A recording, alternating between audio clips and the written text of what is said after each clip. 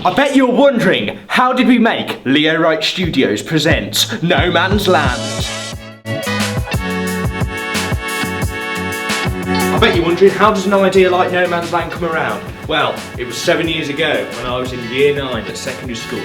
I was walking to school one day and I was learning about World War I, and I thought to myself, one day wouldn't it be great to make a stop motion war film? And then 7 years later, final year at university, I get told, Leo, you now need to pitch a film for your final project. And I said, now's the time to do that idea. So I did some family research and I found out that I had a relative called Albert Bishop who fought in World War I and unfortunately didn't make it through the Battle of the Somme. And I thought it's time to tell his story, and a story about finding joy and happiness in a dark time.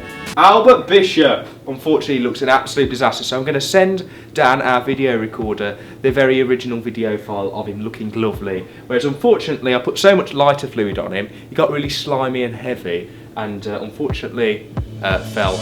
The first process of making an animated film is initially doing the character designs and rough thumbnail sketches of how you think the flow and story is going to go. I sketch it down in a quick thumbnail format, and then I developed a storyboard which is a little bit like a comic strip. Following on from that, we do an animatic, which is a moving comic strip essentially, which is going to lay out the timings, the music, and all the sound effects that we're going to use in our film, so I could give the lecturers who I was pitching it to a good idea of what film I was trying to make. Right, I'm about to take you into the making rooms where the trench and the characters were originally made. Hello, Tom. Oh, we're just filming. Fancy telling our lovely cameraman Dan here how you got involved with No Man's Land? I did his workshop, and apparently he was impressed with my performance, so he asked me to tag along on this journey. On the journey of No Man's Land. And you've been assisting with a couple of shots, haven't you? Yeah. Have you enjoyed working with me? Yeah, very much. Oh, very nice. Well, I'll pay for that later. Thanks, Tom. Would you believe it? Here's Pinocchio. I painted him last year. I'm not lying. That was terrible. I know. This is the stop motion room where Boing Boing was made last year. Boing Boing, the bouncing sheep, was my first stop motion animation, which I completed last summer. I learned quite a bit doing that, and I decided, let's step it up this time. It's off back to the studio now. This here is the place where the magic happens. Come with me and you'll be in a world of pure imagination on the western front of France, 31st of December 1914. So this is the set, this is what we built in the other room. It took 4 weeks to make. So these rocks here were actually made out of sponge that were glue gunned onto card and foam, and we then used a substance called mod rock on the top of it, which goes hard and allows it little movement whilst animating the set. A lot of the props are from old dolls' houses, or I sculpted them from scratch using a material called Super Sculpey, which I also used for Albert's head, which is a solid form of clay which when baked will not move, unlike plasticine. These lights here are a lovely little thing. They add in so much texture, so much colour, so much tone to the set.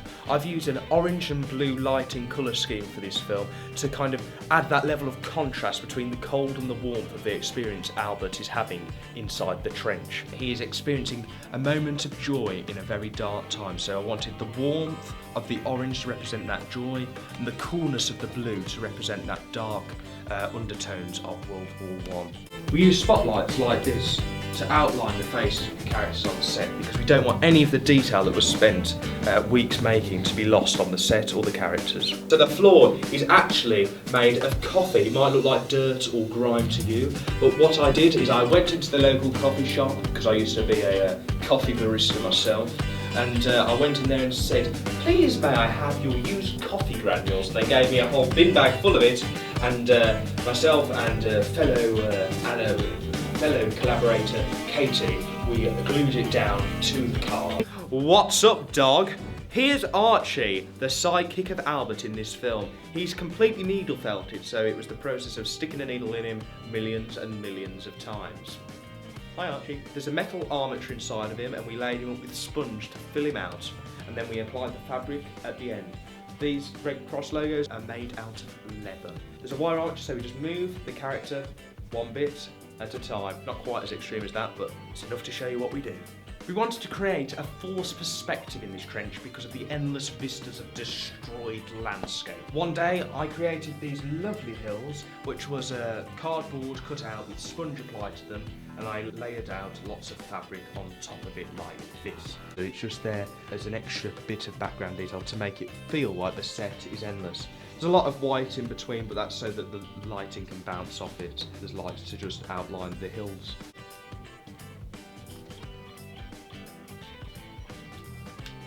There's a lot of this, trying to work out where these things connect up to. This is Dragon Frame, the main software we use to make our animated films. It's a simple process animation. We've got the camera set up the way we want it, we change the focus and all that jazz. And then we get Albert, our lovely character, and move him one little bit at a time. Move his moustache a little bit, even just touch it so the fibres look alive.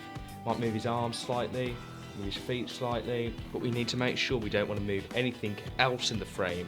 For example, the coffee, or our little crate of goodies over there. When we are ready to take a photograph, we just click enter, and you get a lovely little snappy sound like that. And the first photograph has officially been taken.